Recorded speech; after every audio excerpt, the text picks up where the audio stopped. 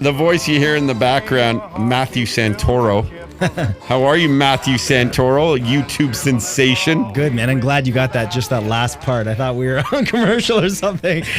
Yeah, little old blue balls they used to call it. Hey, that voice sounds like the Tickles voice. Is there any influence there from that? Absolutely. Oh, that's nice to know. Yeah, so from time to time, I've never actually, I think I've talked about this once or twice, but from once or twice in the past, I've heard you use that multiple times, but yeah, from time to time I'll do, it's the old school Tickles voice. You retired it, but I'm bringing it back. That's cool. I appreciate your candidness. Yeah, because you, it's nice to know on the Tickle. We can just, you want to just do, we can do the whole interview like bringing Tickles. It back. It's Tickles with Santoro. How you going, buddy? Bro, it's just fantastic, man, and I'm so grateful you're here, bud. So you want to go get a couple of chicks? We'll bring them back to the hot tub and do some crazy things, Tom. It's all gonna get dirty and sticky. Jay Brody, pop your head out. Get the snorkel out of there. Come on, buddy. I know it's pretty exciting down there. I'm getting pink eye in here, guys. Oh shit, man. That's classic. Good old Tickles. Classic. The Tickle. I found all these old bits of Tickles. I should bring them back. Oh man. Tickles tips for the holiday season. I found. Really? Yeah, I found a shit ton of old bits. The old station was great to me, and I don't think anyone archived anything except for me because I never actually anticipated it would go anywhere. It's like I was like I wanted to hold on whatever I had, and it's cool because in the digital world, Matthew Santoro is his own media company, 5 million subscribers essentially, and I mean every day he's getting like 25,000 subscribers, and the best part about it is, man, you have it all. It's all your stuff. That's gotta feel great. It is. Well, a lot. You know what? It all started taking off when I started doing the Tickles voice, so I have to thank you for that. We owe it all. Yeah, exactly. Where are my royalties, man? Yeah, exactly. And man, I figured like at least 5% of that poontang's mine. Okay. That's a fair percentage of poontang. Yeah, hey, I'll give that up. I mean, if I had any right now, I'd give it to come on. you. Yeah. Dying over here. Jay's looking pretty good these days. So how you doing, buddy? Hey there. Yeah, everything's good, man. I mean, I'm just doing my thing. I mean, when was the last time I was on? Was it a month ago? About 2 months when Rob Dyke was here. Was it maybe just over a month? It was Buffer Festival, so it was about 2 months ago. Yeah. Lots of stuff's been going on since then. I've been making all kinds of moves in the city of Toronto. Things have been doing good. Well, you know that, but I'm telling them. We've gotten to know each other. Man, and I'll say it right now. It's nice getting to know you on the level of a friend because I watch what you do and I'm so impressed by it. But then I see how you're very motivated by the day. Mm-hmm. Like every day it's something new, exploring, growing. You're in a good way. I'm saying this in a good way. Mm-hmm. You're not just content with what you have, and what you have is a lot. And you will go and find a way to get more. And man, that is the motivation that I think, I don't care what industry you're in. It doesn't just stop. It's about improving yourself and learning more. And so what are some of these things you're working on and excited by? Thanks, man. Is your phone okay, Jay? Yeah, sorry. Okay, cool. I mean, yeah, I'm working on a lot of stuff. I mean, I feel like like you said, I feel like I've done a lot in the digital world. And there's always more to do in that respect. But I feel like now that I've been in Toronto for 6 months, I've got a nice foothold in the city. I feel comfortable with where I'm at, who I am. I have good people in my life. Everything is great, nice and solid. Now I'm ready to kind of expand. I really want to get out into the city and really become a true Torontonian. And that started, last night with going to a Raptors game. I went to my first Raptors game. Wow. Yeah, and it was literally edge of my seat action. I was quite literally on the edge of my seat going, come on. My Snapchat story was fantastic. Follow me, Matthew Santoro. But the whole thing was great. And we went out with Pat Patterson afterwards, also a fantastic guy. And man, I just want to get out into the city, go to more Jays games, Raptors games, like Maple Leafs. I want to go to more clubs and start meeting people. I've just been meeting a ton of people, and it's amazing who you can meet in this city. There's so many talented people, not just in entertainment, but just in every walk of life. Do not regret moving here whatsoever. Yeah, man, it's exciting to see, you're one of these real true Torontonians or Ontarians, right? Mm-hmm. Who have made it on a mass level. And honestly, if you think of the Drakes and the Weekends and stuff, don't discount a YouTube guy because 5 million people at every given day will have an update from you. hundreds of thousands on Twitter, hundreds of thousands on Periscope, hundreds of thousands on Facebook, if not millions. You have millions on Facebook too? Or I have about 350,000. 350,000. I mean, the numbers are really, truly exorbitant and astronomical, and it's wild to have it. We talked about all that last time, and now it's like, hey, how do I just go out and hang with some people too, though? Yeah. Like, as big as you are, it's nice just to rub shoulders, have personal relationships with people. Yeah, especially in the traditional world, because I mean, I'm from digital, and we had this conversation earlier today, but like being from digital, it's kind of a weird kind of paradox because I'm in digital, and yeah, I have just under 5 million, which I should hit by Christmas, which is a huge milestone for me personally. But it's like I'm well known in that world and internationally. Hey, but just I know that voice. But just walking through the city and stuff, you know, occasionally I'll get a selfie with people, and I love when that happens. It makes me feel really good, and I always take those opportunities, and especially to meet, you know, those people and say, like, what do you do? Like, how did you find out who I am and stuff? Different age groups and stuff. But it's that I want to start rubbing shoulders with more traditional media people, because I feel like I've done a lot in the digital world, like I was saying, but now I'm meeting people. I mean, you were probably one of the first people in traditional that I started hanging out with in the city. And now I've got my friend Rachel, who's super connected, Rachel David, and just meeting, there's so many cool people in traditional, and that's now where I'm kind of expanding out into. And it's exciting. It's a whole new world for me. Well, what's like, you know, interesting to me still is there is that divide. You know, Brody, if you think about it, where digital is, if you're not in the digital space, you basically don't exist. And if you're just even on a TV or a movie, if you don't have digital presence, you're not nearly the celebrity or have that kind of exposure you once did.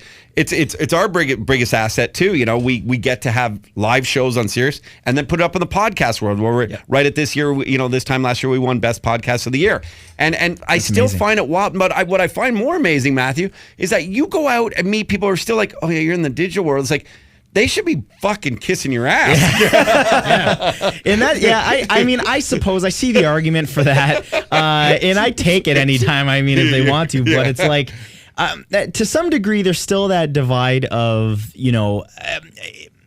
There's still something to be said for traditional. I used to have the mindset that, like, I was 100% digital. TV is dead, and I you know, I'm super like anti-TV. But the truth is, I'm not that anymore. And what I've realized is nowadays you have to be everywhere. Mm-hmm. It's not just digital. It's not just traditional. It's everywhere. So like I keep talking about that, but it's that's what I'm doing in 2016. I'm making big moves into the digital world, and I want to get my brand to be just everywhere as much as possible, and that comes, you know, with my book coming out at the end of the year. I think September or October, which is called Mind Equals Blown. We're gonna do a whole campaign around that, which I'm super excited about. That's through Penguin Books, I believe, and I want to be in more TV shows and movies, because the fact of the matter is, the radio is still pretty cool. I'm super cool, actually. That's why I'm here. TV is, and movies are, because that's what makes you a household name. It's, oh, did you hear Matt on the Todd Shapiro show? You know what I mean? Did you see Matt on that TV show? He did it. That's the type of stuff that makes you a household name, is getting out there. Because the truth of the matter is, yes, it's hard to kind of blow up in the YouTube world and in digital, but at the same time, it's looked at differently and perceived differently because the barrier to entry is so low. So anyone can upload a YouTube video. Not just anyone can do what you're doing right now. You know, you might argue although now with the but podcast world, in a way, you know, Right. like the, you know, people, it's we were talking about earlier today, but how people are disruptive in any industry. Yeah. Whether you're Uber taking on now the taxi drivers and being successful, to YouTube stars to podcasters. There's a lot of competition. There's so much ability to put out entertainment out there these days, and that's why you continually have to work hard at it, and do what you said, Matthew. Everywhere. Be a part of everything. If you can be a part of everything under that one umbrella where people can just find you, including Jay Brody at the corner of a street late at night if you want. Yeah.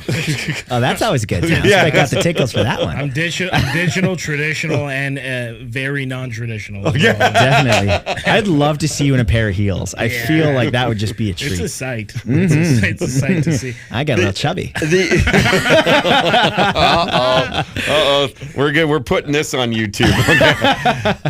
I think, though, it's important to note that your YouTube fans, 5 million of them, you're not going anywhere from that. You're not going to. Your work's never going to be compromised from it, right? Never. And no matter what I do, no matter where my brand goes and I expand into, I'm going to take the route that Dwayne Johnson took. Like, if you look at what he did, he came up in WWF. Then it was WWE, and he was still doing wrestling. And then he became a massive movie star.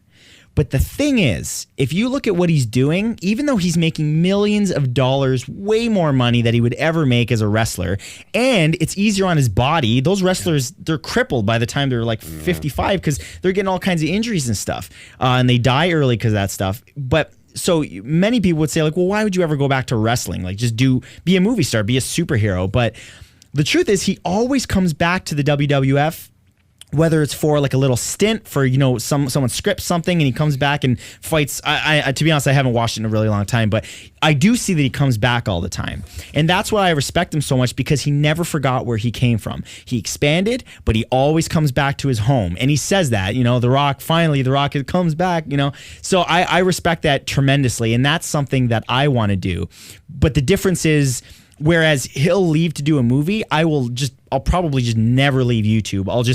You can schedule your videos ahead of time. So I'll probably if I ever have to work on like a major motion picture or something where I'm like, maybe God willing, I'll have a lead role and that requires me to film for 3 months, I will just shoot 3 months of videos, have those ready, and just do it all. And that goes back to what you're saying. You have to be everywhere. I totally agree. But that gets exhausting. And you guys know that. Like, know how tiring it is to be on every social media platform, Twitter, Snapchat, Vine, Instagram, Periscope. It just never ends. I have 2 channels. I'm starting a 3rd YouTube channel. Like, so you have the vlog channel, obviously, and your main channel, just Matthew Santoro, where you do your, the 10 bizarre cults, the myths, the facts, the 50 amazing, the things that'll blow your mind, all of the top 5 lists, all that stuff. But what is that? What would a 3rd channel be? Man, I don't even know why I'm doing it, because I'm already stretched pretty thin. But I have my main, what I call my main channel, my infotainment channel, which is infotainment, which is Matthew Santoro.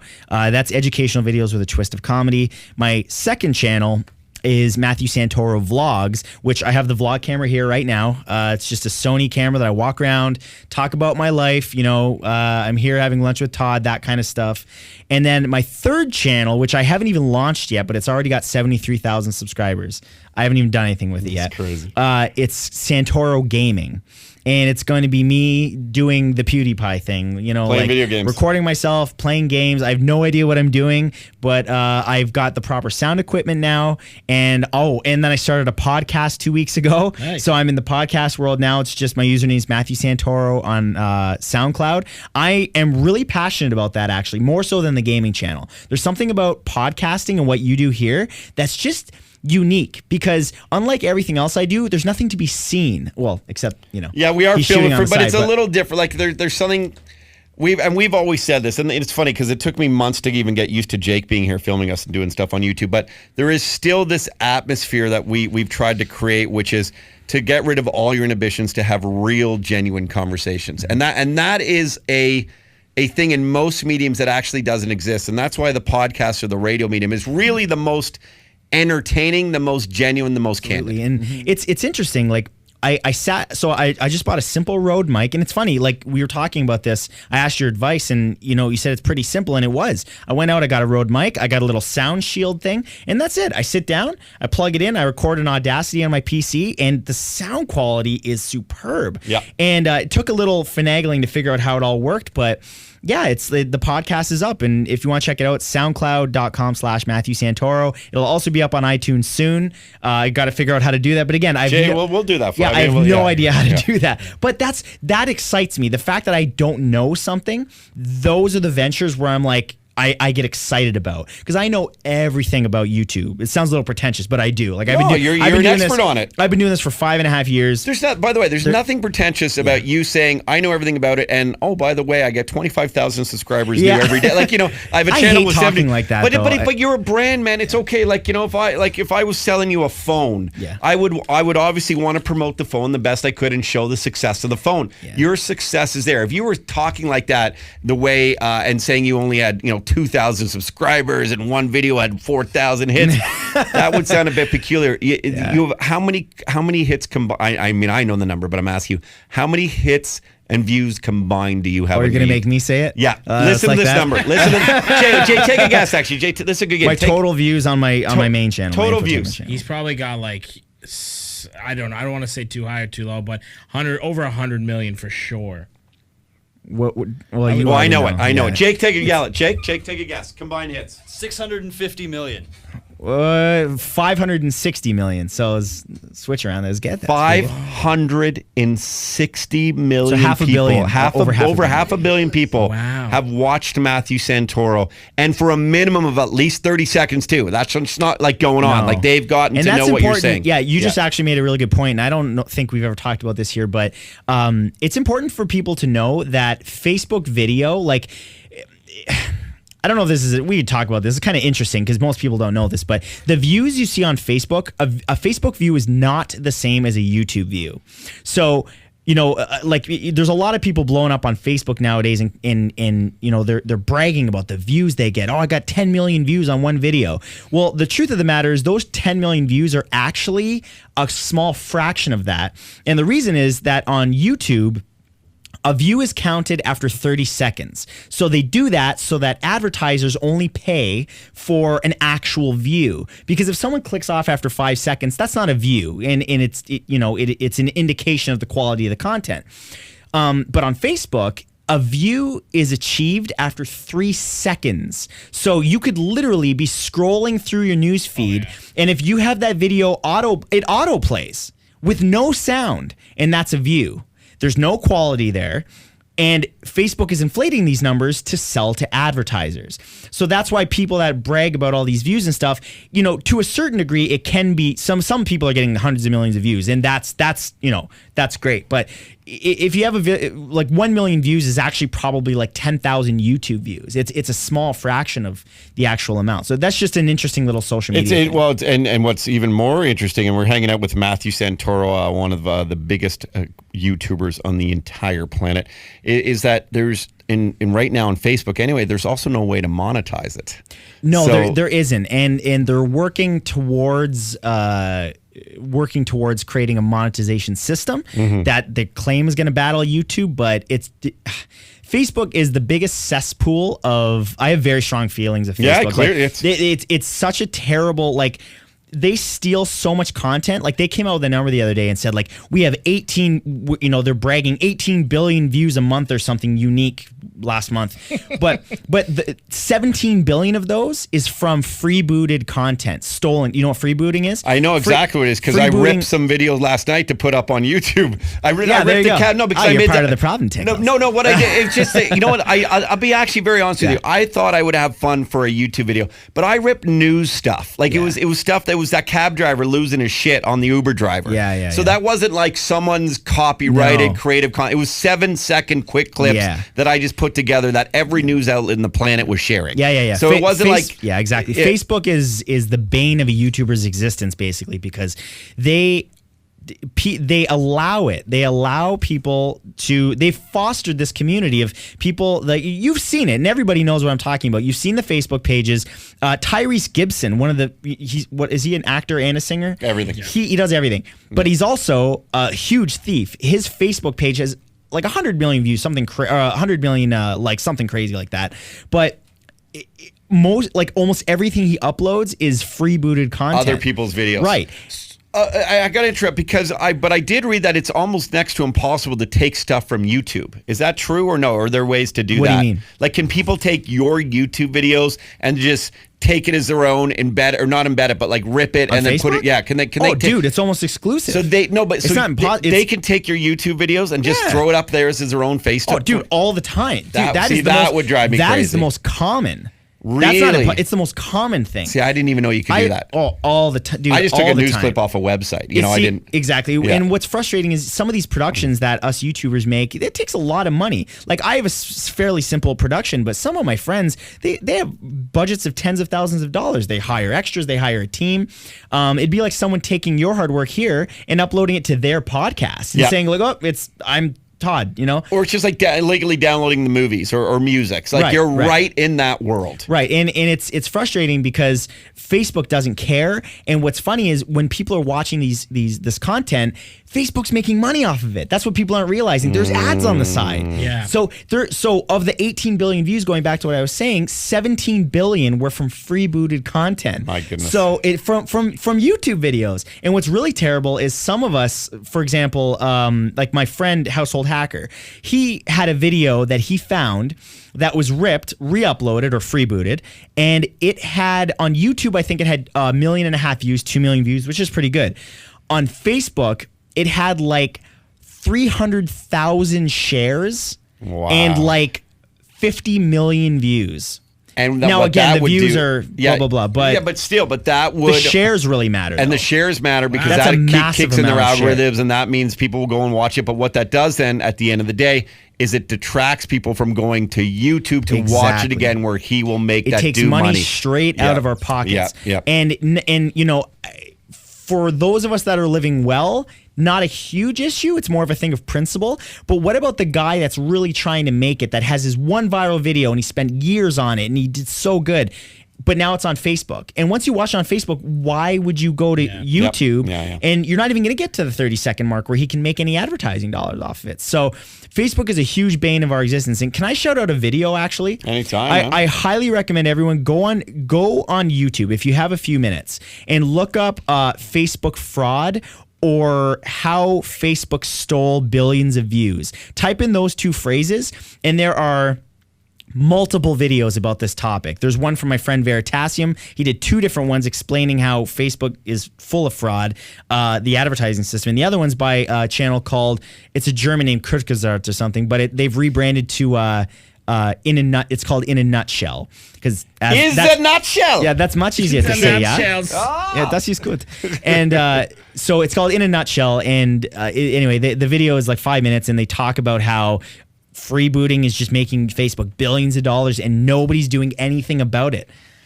I feel really bad about my Facebook channel, Matthew Santoro, which is just blowing up right now. I heard about that. It's doing quite well, I heard, yes. I'm sorry, Matt. It's okay. Before we get to our special announcement for thattalentshow.com and your involvement in it, Matthew Santoro, I wanted to ask you about one of your most recent videos for the facts on water. And that experience that you went through, because that was epic. That was so cool, and it's blown up. But it was a really neat, integrated kind of. It was to me, it revolutionized like where it's all going.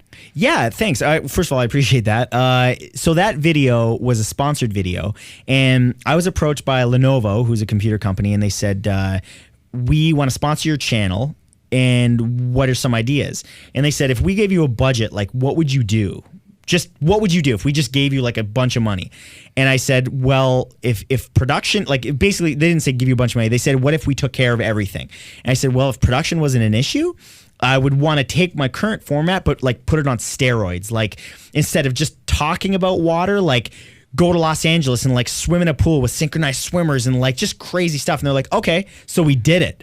And what's really cool is the video starts and it looks like I'm in front of a green screen, which is my normal videos. But then they pull the green screen away, and I'm in Los Angeles, not in Toronto, where I live. And it was so much fun. I'm swimming with these like old lady synchronized swimmers. And then we cut to a scene where there's these bodybuilders that are carrying me on a surfboard. And then the next scene is me parasailing in Marina del Rey. Like, mind-blowing stuff, and they took care of the whole edit. They were fantastic to work with, and of course throughout the video, you know, I'm using you're learning though. It's still you're learning, but you know, I'm using a tablet here and there. It's not in your face, and I'm not saying go buy a Lenovo tablet. That's not how you sell product, because people will be turned off and they'll shut the video down. For sure. The way you sell product is you casually just go, hey, like for example, I say, you know, so for the past 5 years, I've been making videos out of my condo in Toronto, but today, and then it cuts to me hitting a good weird button on a Lenovo tablet, and the scene changes, and it's like, oh, that created an explosion of coolness, but that's all you need. And it's like, oh, Lenovo makes tablets, and that registers with people. Yeah. You don't need to say like, hey, here it is. So it went really well. But what I think, you know, obviously your 5 million subscribers loved about it, and you know, even as a guy guy like me that loved it. The production value is so cool. Yeah. So while you're giving us these facts, we're seeing it, and instead of trying to create the theater of the mind, we're seeing the theater of the mind and having that budget. But now you must be Jones, and you must be like, I kind of want to do all videos like this. I definitely do. And it was hard for me because, I didn't really anticipate this, but my fans loved it. I thought it might be middle of the road because sometimes people see branded content and they go, sell out. But the truth of the matter is, nobody says that anymore because people get it. The years you're like James Bond now, doing the stuff you're exactly. doing. But it adds value to them. And I've always been that way. Is there's a way to integrate brand integrations that can actually add to the content. If it's done properly, it adds to the content, not detracts. So that was an example of how it really added to the content. And my fans loved it. A little too much, actually. So because of that, that's why now I was like, oh man, because like they were saying, I want this all the time. Make sure like all your videos like this. And like, guys, I can't. This is probably $100,000 that they invested in this. I don't know how much, but it was a big production. It was a big budget. If you want to see the video, it's on my channel, Matthew Santoro on YouTube. But it's called "Amazing Facts About Water You Never Knew," and it's a really, I'm really proud of that video. It turned out really well. Hey, you must get, and we talked about this a little bit with when Rob Dyke was here with you, but. With all these fans, and I mean, there's a lot of fans. Is it? Do you get inundated with women wanting to go on dates with you, Matthew? Are you asking? Santoro? Do I use my YouTube channel to pull ass? Is that? Can I smell your fingers? Hey, baby. No, I know. Hey, baby, look at this. 5 million. But I mean, you must have like. It's because listen, I've had a taste of celebrity, but real, like I'll be honest, it's like a D-list thing, and it's been great. Yeah. And we've had a lot of exposure lately, being here on SiriusXM and doing that stuff. But really, the connection, the digital, the instant, the you have a generation that's different than even me. Does that get tempting for you? No, not okay. There's a two-part answer to that. Yeah. For me personally, I've never done that. And the reason for that is maybe it's because I'm 30 now and I'm a little bit smarter. If I was 20, I'd probably be rolling in digital ass. But right now, you can quote that one. But for me now, it's like I'm looking for somebody that's legit. And I've been through, obviously everybody knows I've been through some crazy stuff. So it's like now I'm looking for somebody that likes me for me. And if I met the next person, she had no idea what I do. That's probably better if she just liked me for me. But that being said, yes, I do get the occasional Did you see what Bieber did recently? How he put out that tweet to look for a girl on Instagram? It's a fascinating case study. Bieber saw a beautiful woman. She was like 22 years old or something. And he's like, does anyone know who this girl is on Instagram? And sure enough, because Bieber put it out there to his millions of fans, they eventually, and I'm wondering. Could you imagine being her? Just being like, someone calling you, check Justin Bieber's Instagram because. She ended up getting hundreds of thousands of likes and stuff on her Instagram page. Bieber, what should I title? Bieber girl search. Let's see. That's Bieber thirsty. So what? Yeah.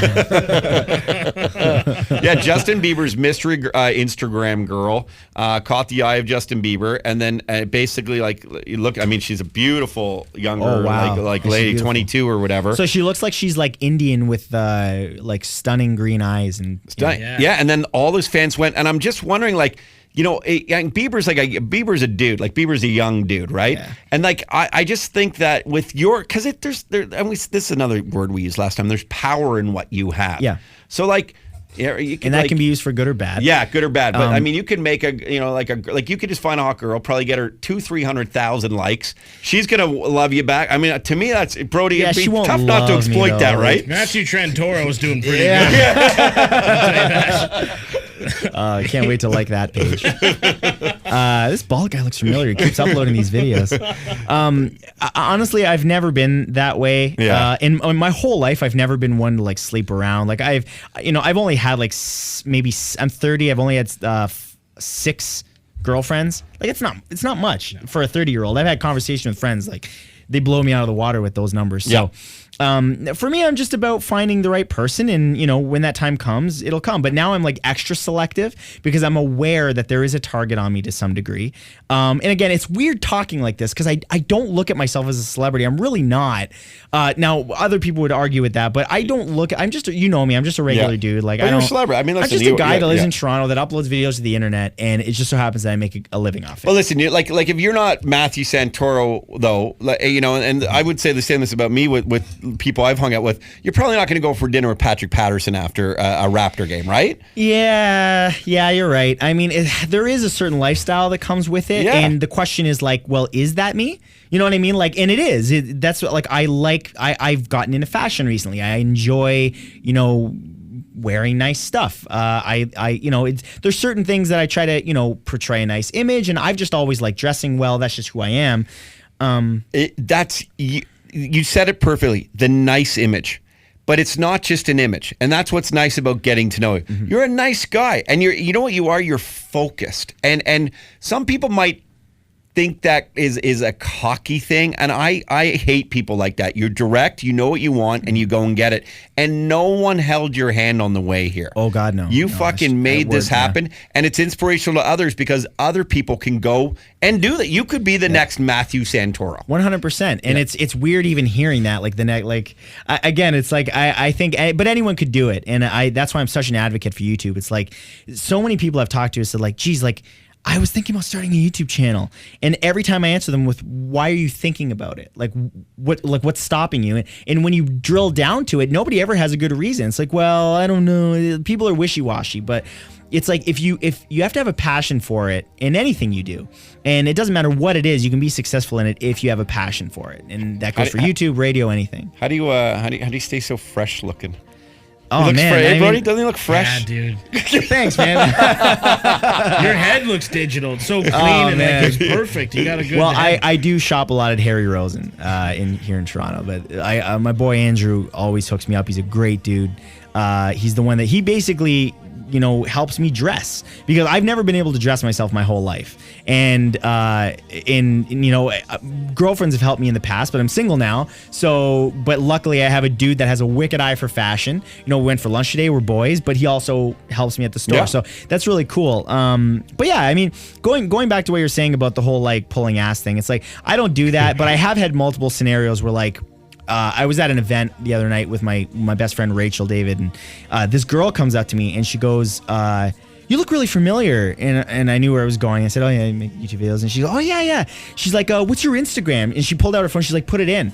And I put it in, and I was like, okay. And she's like, "Oh, you're verified. Oh, you have 220,000 followers." She sits on my lap and puts her arm around me, and her whole body language changed. Like, she might have been interested before, but now she's like really interested because you should have just you should have done it, bro. But this is she wasn't even good though, Tech.